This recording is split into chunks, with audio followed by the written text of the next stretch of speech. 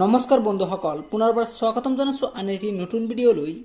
আজি আপোনালোকক দেখুৱাম 1 কেবিত কিমান কাঠ।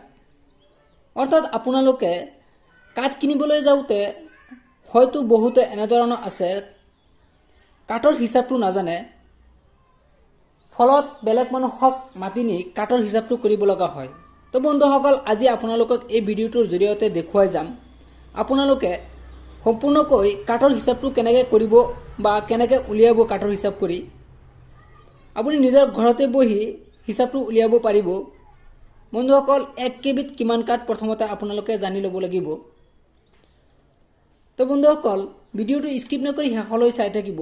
আৰু বন্ধুসকল, যদি এতিয়ালৈকে মোৰ চেনেলটো ছাবস্ক্ৰাইব কৰা নাই তেতিয়াহ'লে এনেধৰণৰ হেল্পফুল তথা প্ৰয়োজনীয় ভিডিঅ'বোৰ পাবলৈ মোৰ চেনেলটো ছাবস্ক্ৰাইব কৰি কাষত থকা বেল আইকনটো প্ৰেছ কৰি থ'ব। বন্ধুসকল, 1 কেবিত কিমান কাঠ এইটো যদি আপোনালোকে জানিব পাৰে যে 1 কেবিত কিমান কাঠ হয়, তেতিয়াহ'লে সম্পূৰ্ণকৈ কাঠৰ হিচাপটো উলিয়াব পাৰিব। বন্ধুসকল, মই এটা কাঠৰ নমুনা আঁকি লৈছোঁ। বন্ধুসকল, কাঠৰ 4টা ছাইড আছে। 4টা ছাইডৰ পৰা 2টা ছাইডত মই 4 ইঞ্চি এটা ছাইডত আছে 4 ইঞ্চি আৰু এটা আছে 3 ইঞ্চি। বন্ধুসকল, ইয়াত আছে আপোনাৰ দিক, অৰ্থাৎ আপোনাৰ দীঘলটো আছে 12 ফুট। বন্ধুসকল, এতিয়া আপোনালোকে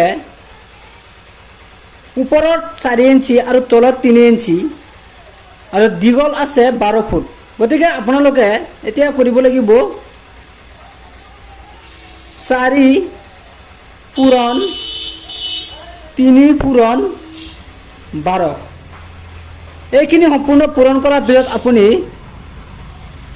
144ৰে হৰণ কৰি দিব লাগিব। তো বন্ধুসকল, 144 ক'ৰ পৰা আহিছে আপোনালোকে হয়তো ভাবি আছে। 144 আহিছে সূত্ৰ সংখ্যা। অৰ্থাৎ আপোনালোকে 144ৰে এইখিনি পূৰণ কৰি দিয়াৰ পিছত ইয়াত আপোনালোকে সম্পূৰ্ণ পূৰণ কৰি ওলাব 144, তলত আছে 144। এতিয়া আপোনালোকে 144ৰে হৰণ কৰি দিলে আপোনাৰ ওলাব 1। গতিকে আপোনালোকে এনেদৰেই কাঠৰ হিচাপটো সহজ পদ্ধতিত উলিয়াব পাৰিব।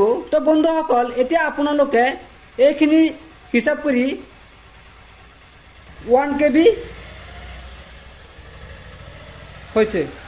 তো বন্ধুসকল, এনেদৰেই আপোনালোকে কাঠৰ হিচাপটো সহজভাৱে কৰিব পাৰিব। তো বন্ধুসকল, ভিডিঅ'টো কেনেকৈ যদি ভাল লাগিছে এটা লাইক কৰি শ্বেয়াৰ কৰি দিব।